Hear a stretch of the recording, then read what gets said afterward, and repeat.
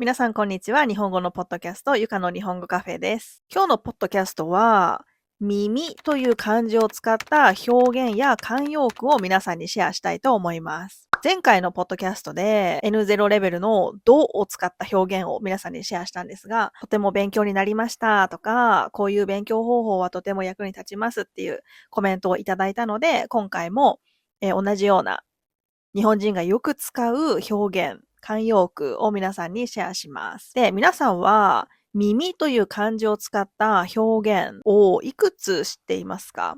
多分教科書で勉強したりとかしている人は、多分聞くっていう言葉とか、謙譲語とか尊敬語とか勉強していたり、敬語の中だったら拝聴するとか、そういう表現しか勉強しないかなと思います。で、今日皆さんにシェアする耳を使った表現は全部で9つあります。この9つの中に、もちろん N2 レベルや N1 レベルぐらいの表現とか、教科書の中にある表現もあるんですが、1つ、2つぐらいは教科書にない本当にリアルな日本人がよく使う N0 レベルの表現になっています。なので、ぜひ最後まで聞いてください。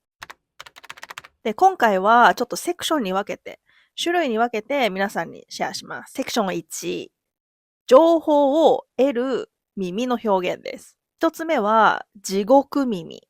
地獄って聞いたことがありますか？アニメとか見る人だったら知っている言葉かもしれないんですけど、地獄の反対の言葉はわかりますか？天国ですね。地獄耳の意味は、例えば私が今ここにいて、友達がちょっと遠いところにいます。で、その友達と他の人が話している内容がよく聞こえる。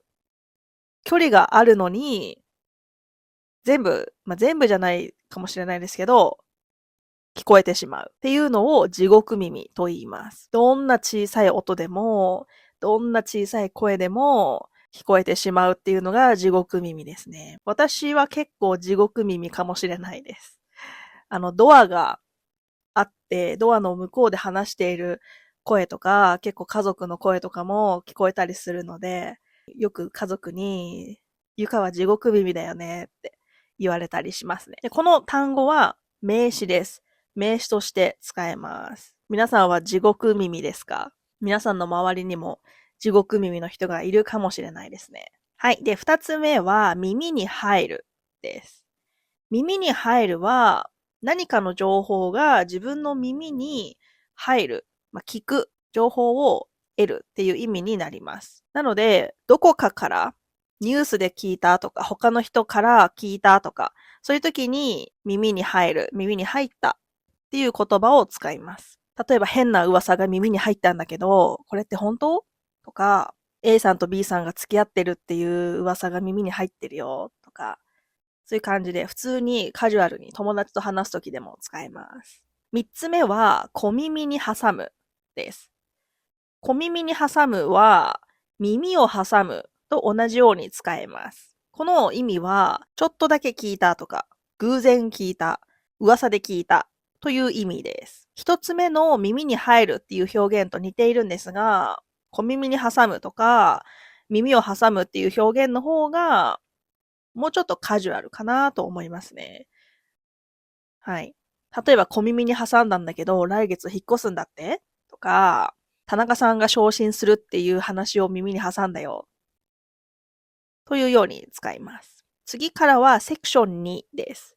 セクション2では、注意して聞くという表現を紹介します。はい、4つ目は耳をダンボにするです。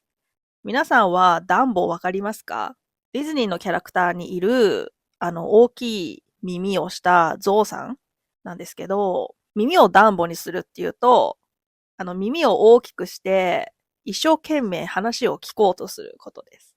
例えば、今レストランで友達と食事をしているんですが、隣の席にいる人たちの会話がすごく面白くて気になってしまって、こっちに耳を向けて、こっちに集中して話を聞く、こっそり聞くみたいな意味があります。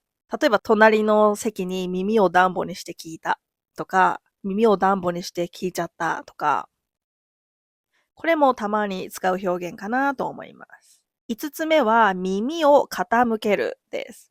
この意味は真面目に一生懸命聞くという意味があります。なので、よく使う表現としては、誰々さんの話に耳を傾けて聞きましたとか、先生が学生に対して、これから話すことはとても大切なので耳を傾けてくださいというように使います。あとは、例えばお店が、たくさんお客さんからフィードバックとか、なんか意見をもらったときに、私たち店員はお客さんの意見に耳を傾けるという使い方もします。この言葉はビジネスシーンとかでよく使う表現なので、友達とカジュアルに話すときにはあんまり使わないかなという印象ですね。次はセクション3でネガティブな表現です。6つ目は耳が痛い。耳が痛いは病気ではないです。病気ではなくて、自分にとって都合の悪い話とか、聞きたくない話とか、図星を言われた時に使います。例えば子供の時だったら、親に勉強しなさい、勉強しなさい、友達と遊んでないで勉強しなさいとか、ゲームしないで勉強しなさいとか、よく言われた経験がある人は多いかもしれないんですけど、勉強しなさい、勉強しなさいって言われすぎて、なんかもう嫌になるっていう気持ちがありますね。だから親に勉強しなさいって言われすぎて耳が痛いという感じで使います。でこの耳が痛いというのは自分も分かってるんですよね。それが悪いということを理解しているけど、他の人にそうまた言われたら、心が痛むというか、分かっていることを言われて、ちょっと耳が痛いという表現になります。なので気をつけてくださいね。病気ではないです。はい。で、次、7つ目は耳を疑うです。耳を疑うというのは、信じられない話を聞いたとか、びっくりしたという表現でよく使います。例えば、私ちょうど昨日のレッスンで、ある生徒が、このブレスレット、わかりますか？ここにするようなアクセサリーを買ったと教えてくれました。そのブレスレットの値段が洗濯機より高いと言っていたんですよね。洗濯機って、安いものもあれば高いものもあるんですけど、最近の性能だったらだいたい日本円で20万円とか30万円とかするんですけど、そのブレスレットが洗濯機より高いって言ってたのを聞いて、私は耳を疑いました。すごい買い物をしましたよね。はい。そういう感じでびっくりしたとか、本当にその値段本当にっていう時によく耳を疑うという表現をします。なんか自分の耳がおかしくなったのかなみたいな。前のポッドキャストで私の生徒がど田舎って言って、本当に言ったのかなって自分を疑ったっていう話をしたと思うんですけど、その時にも耳を疑うという表現を使うことができます。はい。8つ目は耳が遠いです。耳が遠いは、おじいさんおばあさんになった時に、よく聞こえなくなりますよね。私のおじいちゃんもものすごく耳が遠いんですけど、聞こえにくくなったことを意味しますね。私のおじいちゃんは耳が遠いので、テレビの音とかがとっても大きいんですよ。なので、前、一緒に住んでた時に、朝5時とか6時ぐらいからもうテレビをつけるので、その音で私が起きてしまうっていうことが毎日ありました。なので、この表現は、年を取った時によく使う表現だと思います。はい。で、最後、セクション4です。セクション4は日常で使える耳の表現を紹介します。最後の9つ目ですね。9つ目は耳にするです。耳にするは2つ目の表現の耳に入るととても似ているんですが、耳に入るよりももっとカジュアルに日常生活で友達との会話でも使える表現です。でも、聞くっていう意味は2つの種類に分けられますよね。1つは自分で意識をして聞く。例えば、音楽を聴くとか、ポッドキャストを聞くとか、自分で考えて何かをする。意思同士の役割がある意味と、もう一つは偶然聞くという無意識同士の役割がある。二つの意味があると思うんですけど、この耳にするっていうのは、無意識同士の方で使います。なので、偶然聞いたという意味で使いますね。最近この音楽をよく耳にするとか、誰々さんの名前をよく耳にすることが多くなったとか、例えば最近こういうニュースがいっぱいあって、毎日毎日それを聞く、偶然聞くっていう時に耳にするとか、自分が意識しない状態の時に聞いたりすることに対して使いますね。